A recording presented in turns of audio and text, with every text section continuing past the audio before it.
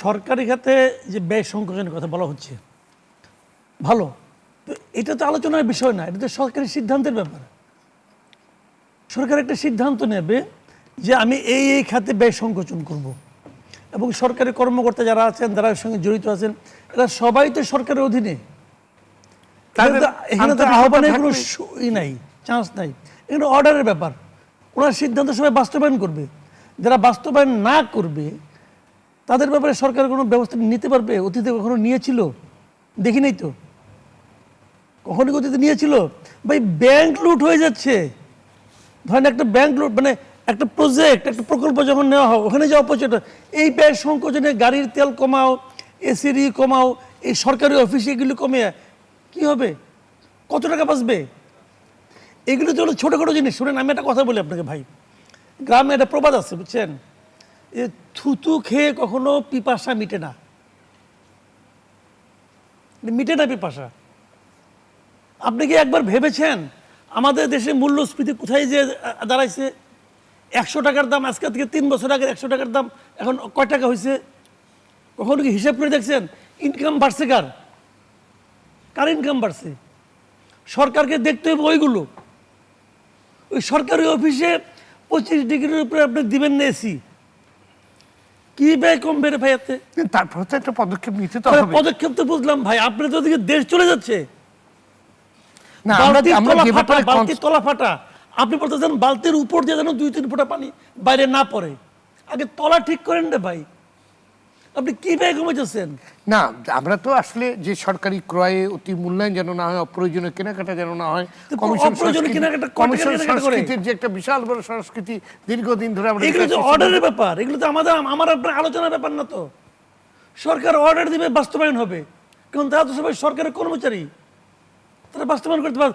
এর অর্ডার দিয়ে যদি কেউ লঙ্ঘন করে তার বিরুদ্ধে কোনো অ্যাকশন নিতে পারছে কোনোদিন কোনো গভর্নমেন্ট?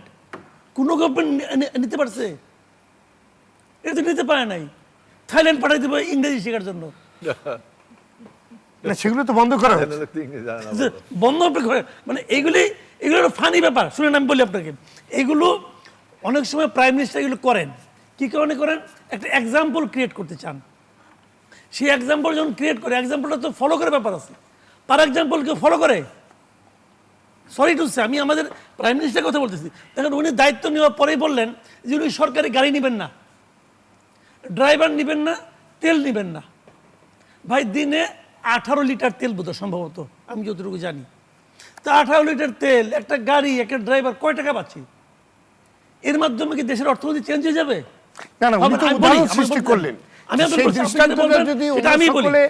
আমাকে শুনেন আপনি, এতে কিন্তু অর্থনীতি চেঞ্জ হবে না। বাট কি হবে, উনি একটা উদাহরণ তৈরি করতে চাইছিলেন। সেই উদাহরণটা কার জন্য? আমার জন্য না আপনার জন্য? ওনার কলিগদের জন্য, ক্যাবিনেটের অন্যান্য মেম্বারদের জন্য। ওনার এই উদাহরণ ওনার মেম্বাররা কেউ ফলো করছে? কেউ?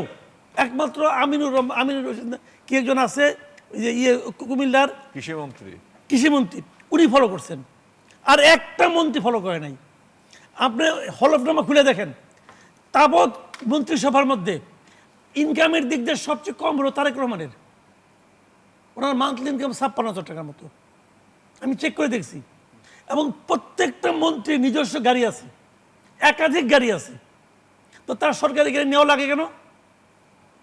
তার মানে সে আর্থিকভাবে দরিদ্র না, সে মেন্টালি দরিদ্র, সে মানসিকভাবে। এই মানসিকভাবে যে দরিদ্র, এদেরকেই উনি একটা উদাহরণ দিতে চেয়েছিলেন যে ভাই আপনারা এটা করেন, জনগণকে বোঝান, আমরা কিছু নিতে আসি নাই, দিতে আসছি। তার উদাহরণ কেউ মানছে? সবাই মনে মনে বলছে এই প্রাইম মিনিস্টার করে কি, বোকা নাকি? কামাল ভাই, 1 মিনিট তো বলি, আমাদের এমপিরা গাড়ি এবং প্লট দুটেই কিন্তু তারেক রহমানের আহ্বানে। ওইটা প্রথম দিনই বলছেন, এইটা তো ক্রেডিট দিবেন। আমরা গাড়ি আর প্লট কিন্তু সমস্ত এমপি বাংলাদেশের স্বাধীনতার পরে পাইছে, আমরা কিন্তু নেই। সরকার রাষ্ট্রের এই সম্পদ আমরা নেই। আমি ওই আলোচনা যাচ্ছি না তো। ওই দিন উনি সবার সামনে বৈশাখ বলছে, সবাই আনন্দে বলে ফেলেছে, পরে যে সবার হৃদয় ভেঙে গেছে, এটাও বুঝি। আমার তো হৃদয় ভাঙেনি, ওটাও বুঝি। আপনি আমার হৃদয় বুঝতে, সবার হৃদয় ভেঙে গেছে, ওটাও বুঝি ভাই। একটা গাড়ি, একটা প্লট, তার ইলেকশনে খরচই উঠতে দিয়া কি যে দুঃখ পাইছে, কিন্তু কিছু তো করার নাই, হাক হয়ে ফেলেছে। এই জন্য পরে যখন আরেকটা এক্সাম্পল ক্রিয়েট করছে, কেউ আর রাজি হয় না, কেউ রাজি হয় না। তো এটা কি ভাই? এদের টাকা আছে কিন্তু আত্মা ছোট। এই ছোট আত্মা নিয়ে বড় চেয়ারে যে বসছে, দেশকে উন্নত করবে।